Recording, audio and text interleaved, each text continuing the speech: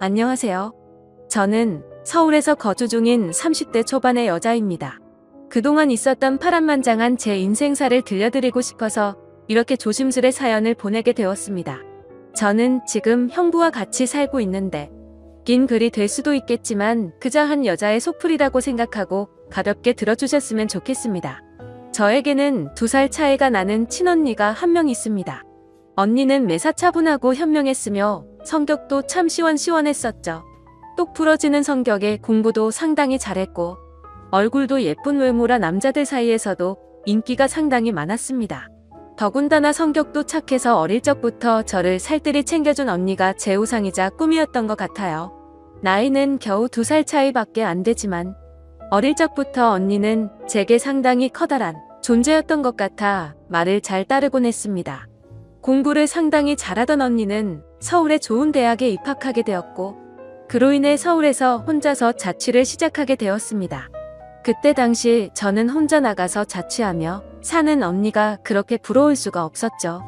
공부도 잘하고 대학도 좋은 곳에 가는 언니를 동경하며 저도 언니를 따라가기 위해서 이를 악물고 정말 공부를 열심히 했었습니다. 그러다 보니 저도 곧잘 성적이 잘 나왔고 그 덕분에 언니와는 다른 학교지만 나름 서울에 있는 괜찮은 4년제 대학교에 입학을 하게 됐습니다. 저는 너무 행복하고 신났었죠. 그렇게 꿈에 그리던 언니와의 자취생활과 대학생활이 너무 기대가 되었습니다. 부모님은 철없는 딸년이라고 핀잔을 주셨지만 내심 서울 4년제 대학에 입학한 딸들을 보며 흐뭇해 하셨었던 것 같습니다. 그렇게 학기가 시작되었고 저는 언니와 같이 살게 되었습니다.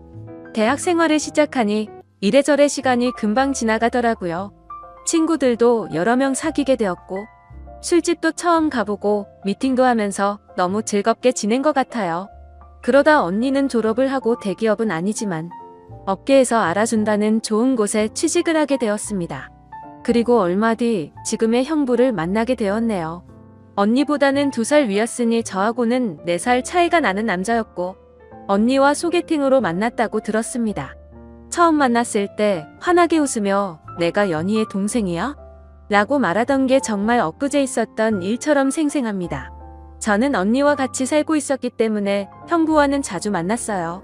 처음에는 여자 둘이 사는 집에 자꾸 찾아오는 게 불편했지만 너무나 좋은 성격에 항상 밝은 미소를 보여주던 형부였죠. 그리고 언니와 같이 어울리며 놀다 보니 언젠가부터 저도 서서히 편해지더라고요. 2사람은 항상 저를 같이 챙겨주었고 식사나 영화 그리고 술을 마실 때도 함께 했어요. 언젠가부터 그게 너무 좋았고 일상이 된 듯이 같이 노는 게 편해졌습니다. 저와 형부는 아는 오빠 동생같이 아주 편한 사이가 되었던 거죠.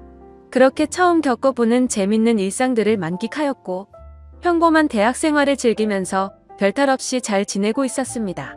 그런데 하늘이 무너질 만큼 충격적인 일이 생겨버렸죠.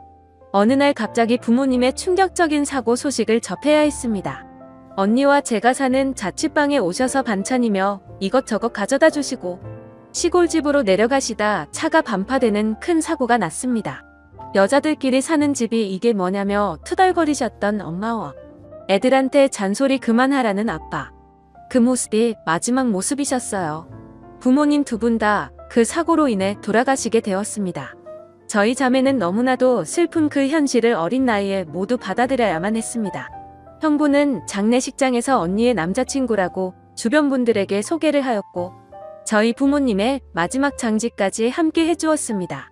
목 놓아 울다가 너무 힘들어 지치면 형부가 달래주었고 무엇이라도 먹으라며 밖에서 죽까지 사와서 저희들을 챙겨줬었죠.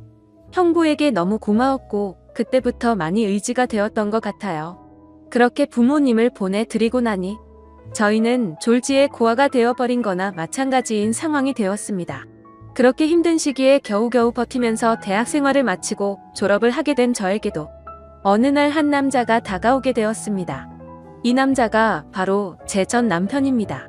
부모님이 돌아가시고 형부와 언니에게 많이 위로받고 기대면서 살았지만 그걸로 제 마음이 채워지기에는 부족했었나 봐요. 자상하게 다가와서 제 말을 잘 들어주던 그 남자와 연애를 하게 되었고 저는 자연스럽게 그 남자에게 제 삶을 기대고 많이 의지하게 되었었죠. 그러다 보니 집에 들어가지 않고 외박을 하는 횟수도 점점 늘게 되었고, 안 그러던 제가 갑자기 그런 모습을 보이게 되자 언니와 형부에게 혼도 많이 났었습니다. 그러던 중 저는 그만 사고를 치고 말았습니다. 어리다면 어린 그 나이에 혼전 임신을 하게 되었던 거죠. 지금 생각해보면 정말 미친 짓이라 생각하고 있고 그 시간을 되돌리고 싶은 심정입니다. 물론 지금 제 인생 누구보다 소중한 제 딸아이가 없길 바란다는 뜻이 아니고 전 남편만 되돌리고 싶습니다. 하지만 그때 당시에는 그 남자를 많이 의지했고 사랑했었기에 미래가 행복할 거라 꿈꾸고 아이를 낳자고 마음먹었습니다. 그렇게 저희는 예정에 없었던 결혼을 급하게 하기로 한 거였죠. 그래서 저는 언니와 형부에게 이 사실을 알렸고 정신이 있는 거냐며 많이 혼났었던 것 같습니다. 잘 살 테니 걱정하지 말라고 얘기를 계속 해줬지만 그게 말처럼 쉽게 될 리 없다는 걸 잘 알고 있는 두 사람은 저를 많이 설득하려고 했죠.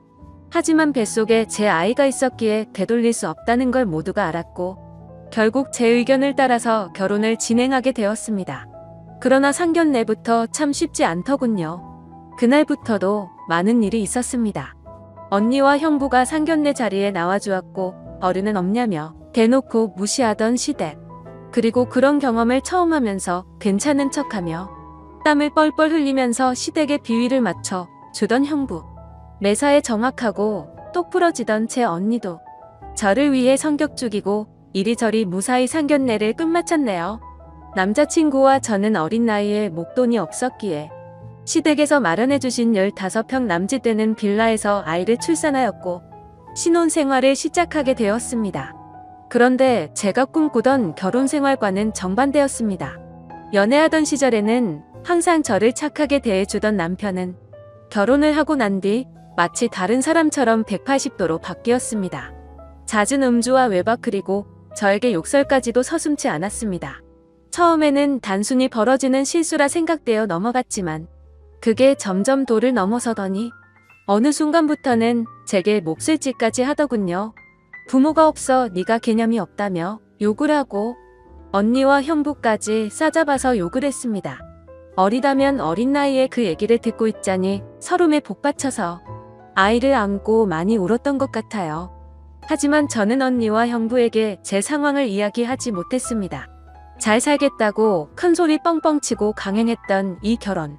지금 제가 이런 대접을 받고 힘들게 산다는 사실을 안다면 언니와 형부가 너무 슬퍼할 걸 잘 알았거든요. 그렇게 저는 힘든 하루하루를 살아가던 중 언니와 형부는 결혼을 하게 됐습니다. 저는 그 당시 많이 힘들고 지친 마음이었지만 누구보다 그 둘의 결혼을 축복했기에 밝게 웃으며 축하해 주었습니다. 그리고 저의 불행한 일상이 2년쯤 지났을 때였습니다. 남편의 폭언과 만행은 점점 더 심해졌고 어느 날부터는 술집 다니는 여자와 외도를 하는 사실까지 알게 되었습니다. 많이 믿고 결혼한 사람이었기에 그런 현실들이 너무 많이 힘들었어요. 그래서 저는 이제는 이 사람과 어떻게든 정리를 해야겠다고 생각하고 있었을 때였습니다.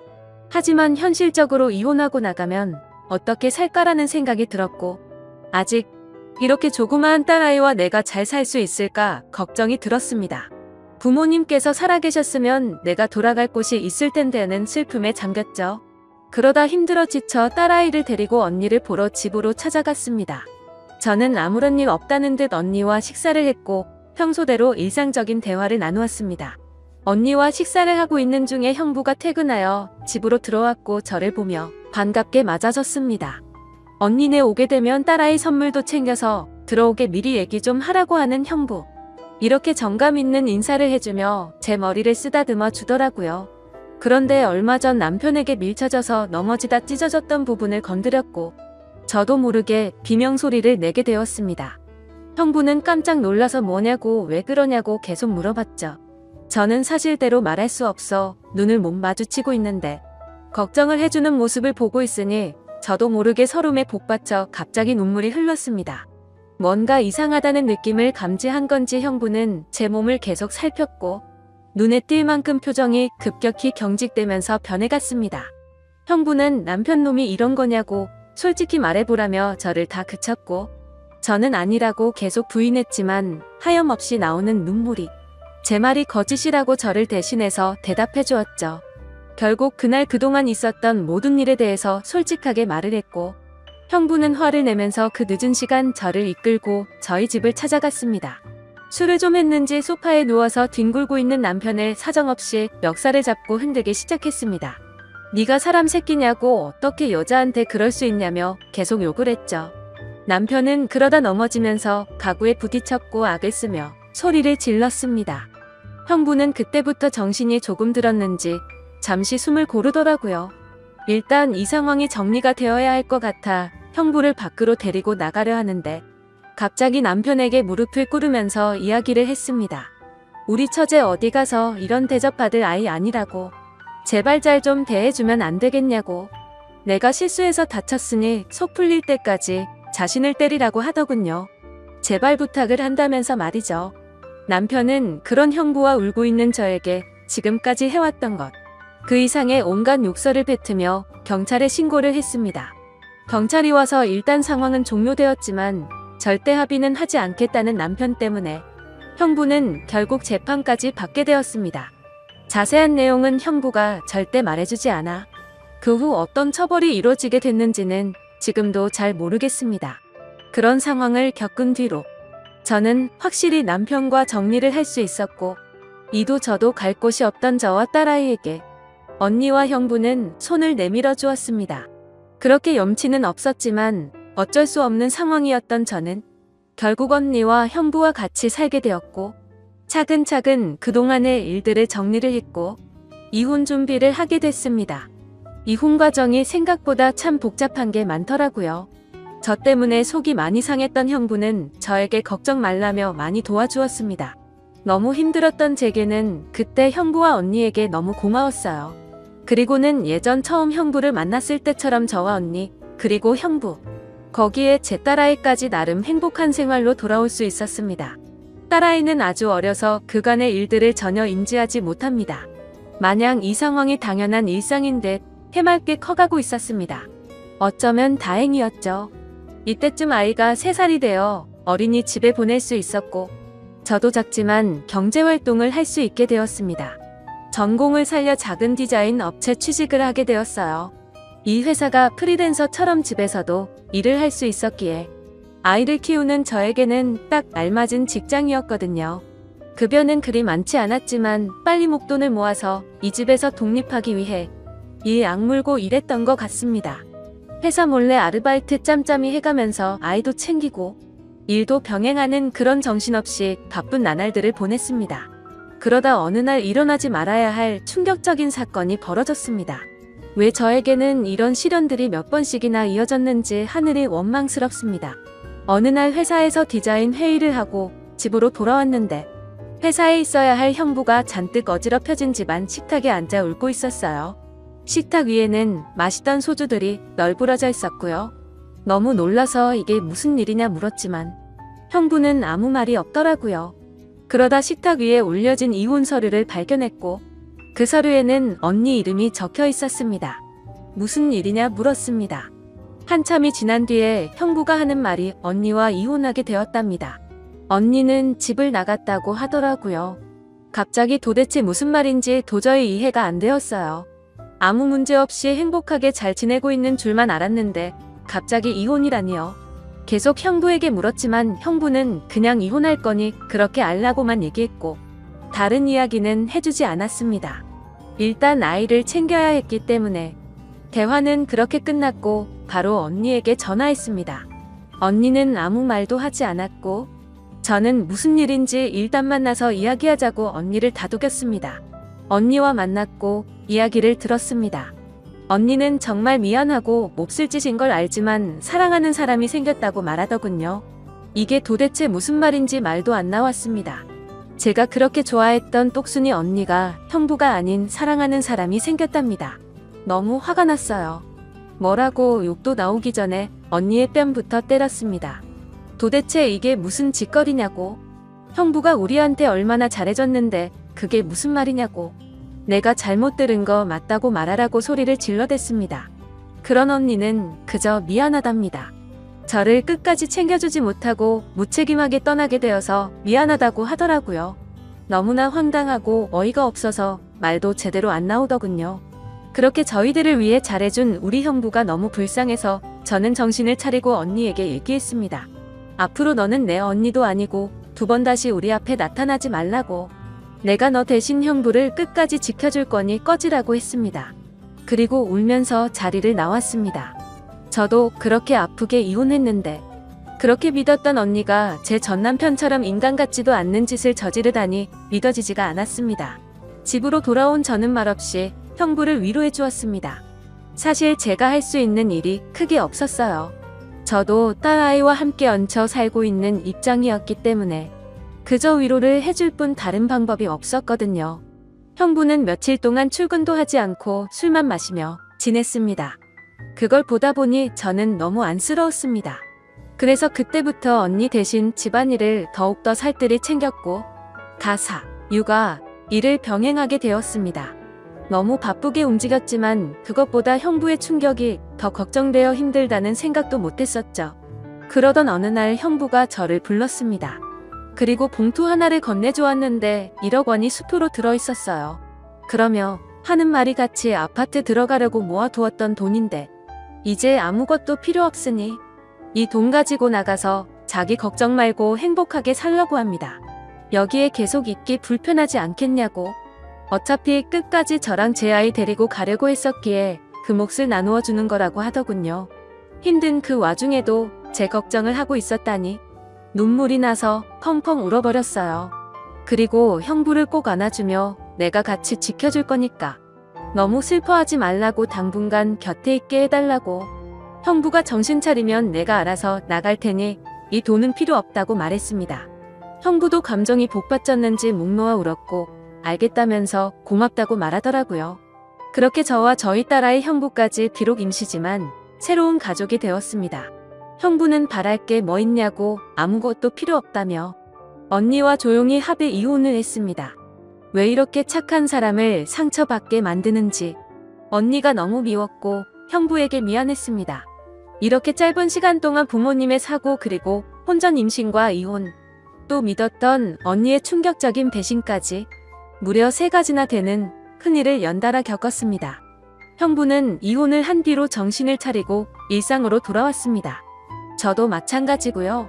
서로 많이 의지를 해가며 바쁜 나날들을 보내고 있습니다. 언니가 떠난 충격을 온전히 떨칠 수는 없었지만 그래도 그 슬픔이 어느 정도 가셨을 무렵 작은 월세방을 얻어서 나간다고 형부에게 말했죠.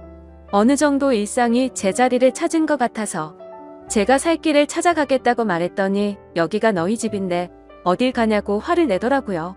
이제 우리 가족인데 어딜 나가냐고요. 끝까지 서로 의지하자며 저를 붙잡더라고요. 형부를 위해서도 이건 아니다 싶어 완강히 거절했지만 이런저런 실랑이 끝에 형부에게 너무 고마운 마음이 들었습니다.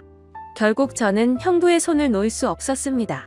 저희는 서로 상처받은 사람들이 만든 이상한 가족 구성원이 되었지만 나름 행복하게 잘 살고 있습니다.